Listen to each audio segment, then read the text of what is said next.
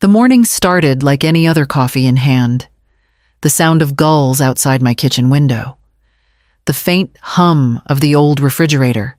I opened my laptop to pay the property taxes, thinking only about beating the early bird discount deadline. But the numbers on my bank screen stopped me cold. The balance, once nearly $500,000, was now a flat line of zeros. No pending deposits. No incoming transfers. Just nothing. My pulse hammered in my ears. I clicked through the statement history page after page of withdrawals, all made in the past 48 hours. Then my eyes caught on one in particular, a massive deposit to a luxury apartment rental agency in New York City. Before I could think, my phone buzzed. A voicemail notification. I pressed play. Mom, Nathan and I are starting fresh. Don't worry, you'll understand someday. Marissa's voice was breathless, almost giddy. It's all for the best. The phone slipped in my hand.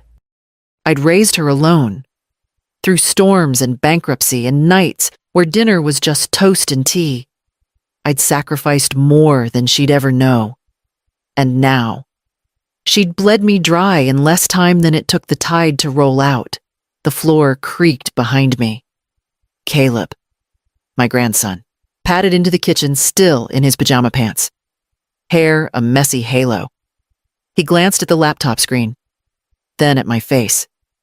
His expression sharpened. What happened, I told him. Every word tasted like rust. He didn't flinch. Grandma, I think I know exactly where they are. I stared at him. He was 13, too young to carry the weight of betrayal, too young to speak with such certainty about people who should have loved him. But there was something in his tone, steady, measured, that pulled me upright. How I asked. He shrugged, almost casually. I've been watching him online for months. Nathan talks too much.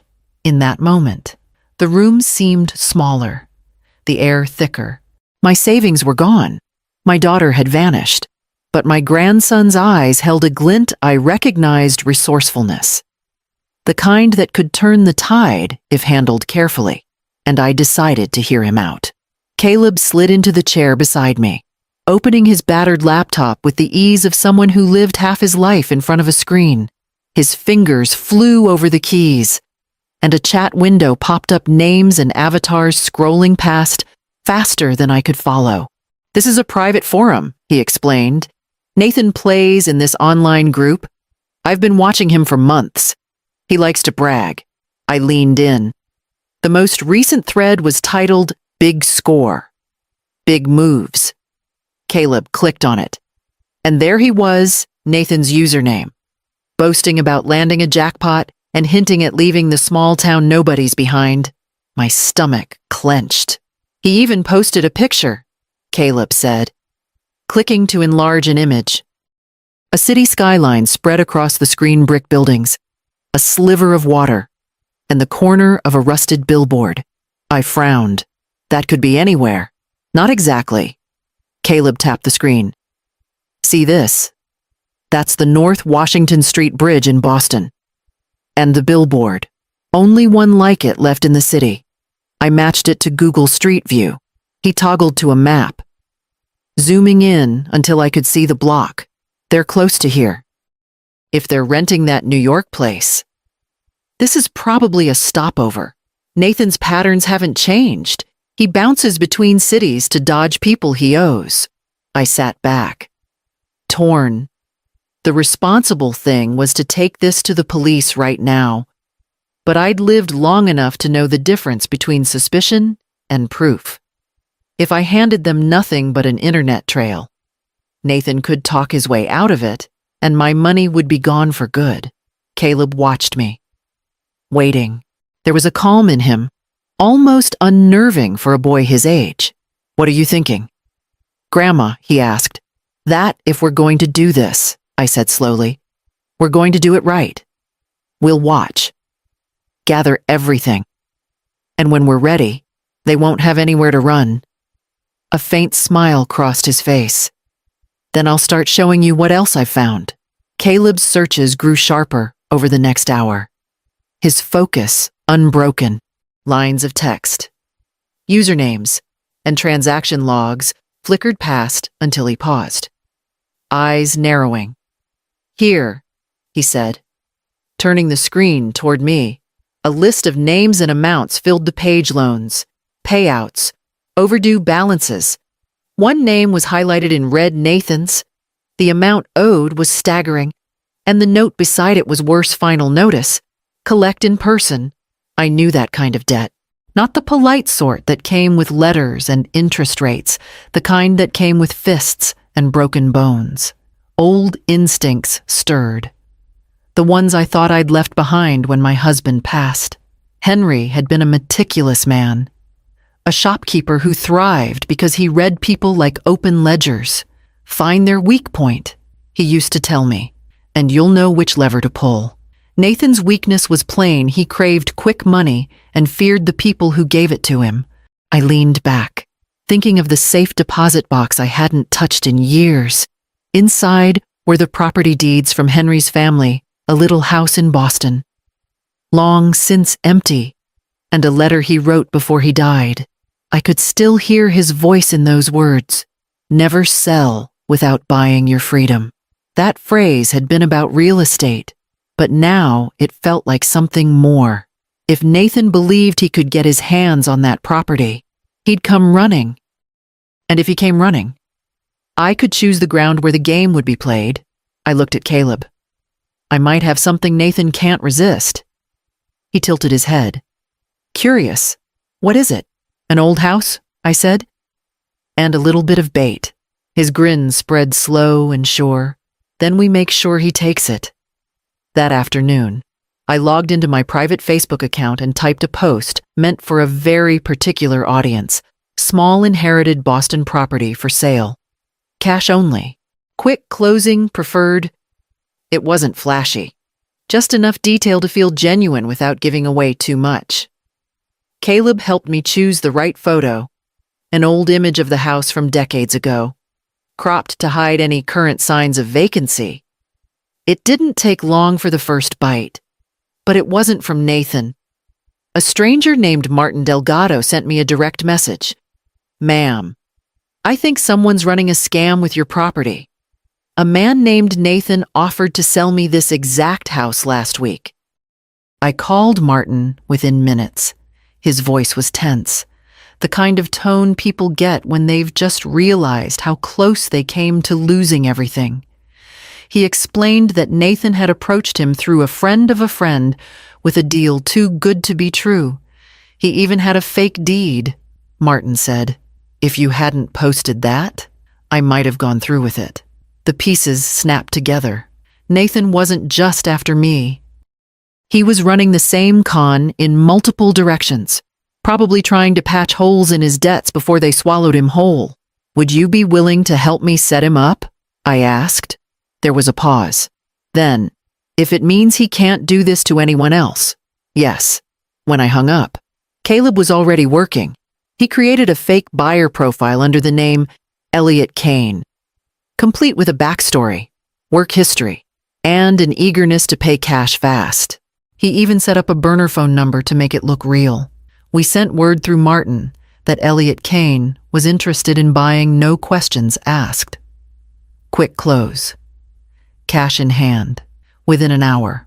Nathan replied through Martin, "Tell your guy I can meet him in Boston this week." I could almost feel the hook set in his jaw. The cafe smelled of burnt espresso and rain-soaked pavement. I sat at a corner table, my hands curled around a chipped mug as if for comfort. Caleb sat a few tables away, pretending to read a comic book. His phone angled just enough to capture the scene. Nathan arrived 5 minutes late. His jacket collar turned up and sunglasses still on despite the dim light. He spotted me, smiled that slick, insincere smile I'd seen too many times, and slid into the seat across from me. "Evangeline," he said warmly, as if we were old friends. "So glad you could make it. I hear you're ready to move that property fast." I let my voice tremble. It's just too much for me now. I need the cash. He leaned forward, producing a thin folder from his bag. I took the liberty of preparing the paperwork. All you have to do is sign, and I'll have the funds to you within the week. I glanced down. Fake letterhead. Vague legal language. Nothing binding except the certainty I'd lose everything if I put pen to paper. I'd like to have my attorney look. No need for that. He cut in smoothly. These deals vanish if you hesitate. And besides, you're getting more than market value here. His arrogance was almost a comfort. It made him predictable. But then he slipped, his tone shifting to something conspiratorial. Had a meeting just yesterday, he said, smirking. Nice old lady up in Maine doesn't know what she's sitting on. I'll have her papers signed before she knows it. The name he mentioned next made my blood run cold. It was Margaret Hensley, a friend of mine for over 30 years. I forced a shaky laugh. Sounds like you've been busy. Always am, he said, tapping the folder toward me, across the room. Caleb's eyes met mine for a split second. I knew the recorder had caught every word. I closed the folder gently and pushed it back toward him. Let me think about it, I said. My voice soft but certain. Nathan didn't know it yet, but the clock had just started ticking. Back at home that night, I sat at my desk with a burner phone and a short list of names Caleb had found. These weren't friendly lenders. They were men who didn't send letters. I kept my voice low and steady. The man you're looking for is in Boston. He's using the name Nathan Greer. He's running property scams. One of them involves my family. If you want him. You'll find him at the Brass Lantern Cafe tomorrow at 2. I hung up before they could ask who I was. Meanwhile, Caleb was in the dining room, uploading the cafe recording to a secure drive. He'd already cross-checked Maine's one-party consent law, making sure our evidence would hold. The file was clean, Nathan naming Margaret, bragging about his scams, and pushing me to sign fraudulent documents. Caleb filled out the online report, attaching the audio and a written statement. His tone was measured. Professional, I realized. Not for the first time. That he was far more grown than his years. By the next morning, the ripples had started. Margaret called me, her voice tight, saying 2 men in a black sedan had been circling her block but left without knocking. She didn't know about Nathan yet. I told her I'd explain soon. From Boston. Martin Delgado texted Saw. Nathan today, he looked rattled. Kept checking the street like he was expecting trouble. I could almost see the walls closing in on one side, creditors who wouldn't wait. On the other, a police file with his name stamped across the top. Caleb set his phone down. It's in motion now. We just have to watch. I nodded, my fingers drumming on the table. Nathan didn't know it yet, but every move he made was narrowing his own escape. And somewhere in the middle of it all, Marissa was still standing beside him. By the 3rd day, the tension must have reached a boiling point. Martin sent me a quick message that morning. Nathan and Marissa are fighting in public. Loud. I didn't need the details to picture it. Nathan's voice sharp as broken glass. Marissa's brittle and desperate. Later. Martin filled me in. Nathan had been cornered by 2 men in a parking lot, words exchanged in low, dangerous tones. When they left, he turned on Marissa, accusing her of being dead weight and threatening to hand her over as collateral until he could get the cash together. That evening, my phone rang. The caller ID showed her number. I let it go to voicemail. Seconds later, she called again, and again, until I finally picked up. Her voice was high, almost shrill. Mom, you have to help me. They're after us. Nathan says I know exactly what Nathan says. I cut in. This isn't about the money anymore, she pleaded. They'll hurt us. Please, just wire something, anything to get us out of here. I sat very still, letting the silence stretch between us. When I finally spoke, My voice was calm. You left me with nothing. Marissa, you thought I'd just survive on thin air while you played house with a thief. Now you know what it feels like to be left with nothing. She sucked in a breath. Then her tone hardened. So, you're just going to let them? I'm going to let you live with the choices you made, I said, cutting her off again. If you want out, find a way yourself. There was a pause, the faint sound of her trying not to cry. And then the line went dead. I stared at the phone for a long time after, the weight of the conversation pressing into my chest. This wasn't the daughter I had raised, but the one she had become, someone who only called when her back was to the wall, not when she wanted to come home. Across the table, Caleb looked up from his laptop. She'll turn on him, he said quietly. It's just a matter of when. I wasn't sure if that was comfort or a warning. 2 days passed in a slow, deliberate quiet. Caleb went to school, came home, and never asked once if I'd heard from her. I busied myself with small things, laundry, pruning the hydrangeas, checking the mail twice a day, though I knew nothing important was coming. The call came just after sunrise. My phone buzzed against the nightstand, the sound pulling me from a shallow sleep. I answered without thinking, and the first thing I heard was screaming, "Mom, Mom." He's, oh God, her words tangled into sobs. I held the phone away for a moment, letting the storm pass just enough for her to form a sentence. Nathan's gone. She gasped. The police, he tried to run a deal in New York. But it went wrong. They took the car. Mom, he owes everyone. And I have nowhere to go. I have nothing. Her voice cracked on the last word. I could hear the echo of a busy street behind her, a distant siren wailing. I didn't speak. I wanted her to feel the full weight of the silence, to know that this moment, her stranded, her desperate, was born from choices she'd made long before Nathan was in handcuffs. "Please," she said. The sound smaller now. "You're my mother. I'm sleeping in a bus station. I haven't eaten since yesterday." Caleb's door creaked open, his bare feet soft against the hallway floor. He appeared in the doorway, hair tousled, eyes searching my face. I met his gaze, then turned my attention back to the phone. My voice was steady, almost cold. "You put me here first. Marissa.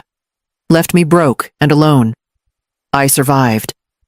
Now you will too." She made a sound, half gasp, half sob, and then the line went dead. For a long moment, I sat on the edge of the bed, phone heavy in my hand, listening to the quiet house around me. Caleb leaned on the doorframe, waiting for me to say something. Finally, I set the phone on the nightstand. "She's on her own now," I said. His eyes didn't leave mine. "Then we make sure it stays that way." It was 2 days before she called again. This time her voice was calmer, almost flat. The hysteria burned down to embers. "I need a place to stay," she said, "just for a while, until I figure things out." I told her I'd consider it, but only under certain conditions. "You sign over your claim to the family house," I said, "the same house you tried to mortgage without my consent. Once that's done, you can have a couch for a week and a hot meal. No more." There was a long silence on the line. "You're serious," she said finally. "As a heart attack. Caleb's name goes on the deed with mine. He's earned that much." Another pause. I could almost hear her weighing pride against hunger. "I'll need to see the papers first." I had them drawn up by my lawyer within the hour, clear, airtight. No loopholes she could use later. When she arrived the next afternoon, she looked smaller somehow, her hair unkempt, the edge in her posture gone. Caleb sat beside me at the kitchen table, a silent witness. I slid the papers across to her. Sign each page. Initial the margins. Her eyes flicked up at me. "You really don't trust me, do you?" I didn't bother answering. She picked up the pen. The only sound in the room was the steady scratch of ink against paper. When it was done, I took the signed pages and handed them to Caleb. "File these with Mr. Benson tomorrow." I told him. He nodded, slipping them into a folder like they were worth more than gold.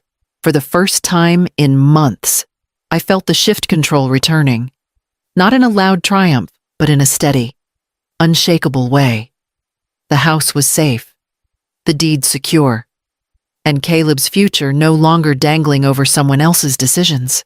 Marissa sat back, avoiding my eyes. "So, when do I move in?" I stood, gathering the signed documents. "You don't. You'll have a week here, and then you find your own place."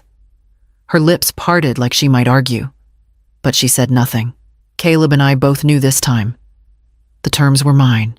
The winter passed slowly, the wind off the water biting at our faces during morning walks to the post office. By spring, life had found a quieter rhythm. Caleb spent hours at the old roll-top desk in the den, running his small online business reselling refurbished electronics he'd repaired himself. I guided him through invoices, customer emails, and the kind of patience it takes to deal with difficult buyers. "You're teaching me more than school ever could," he said one afternoon, eyes bright behind the screen. I only smiled. Some lessons weren't in textbooks. One morning in late April, the postmaster handed me a thick envelope stamped U.S. Attorney's Office. I opened it at the kitchen table while Caleb watched. Inside was a formal letter. Concise and to the point, Nathan Greer had entered a plea deal, confessing to his role in a larger scam operation spanning 3 states. His statement credited an older woman and her grandson for providing the information that dismantled his network. Caleb grinned when I read it aloud. We made it into federal records. He said. I folded the letter carefully and slid it back into the envelope. "Names in a file don't matter," I told him. "What matters is what you do with the freedom you've earned." That evening, we walked to the pier. The boards weathered smooth under our shoes. A fishing boat pulled away from the dock, its motor low and steady, the wake fanning out behind it. I rested my hand on Caleb's shoulder. "Money can vanish overnight," I said, watching the boat grow smaller against the horizon. "Integrity. That's the fortune I'm leaving you." He didn't answer, but I felt him lean into my side just enough to know he understood. The air smelled of salt and early summer. The gulls wheeling overhead like they'd never known winter at all. We stood there until the boat became a speck on the water, until the tide began to turn beneath our feet, carrying it toward open sea. Whatever came next, it would find us ready.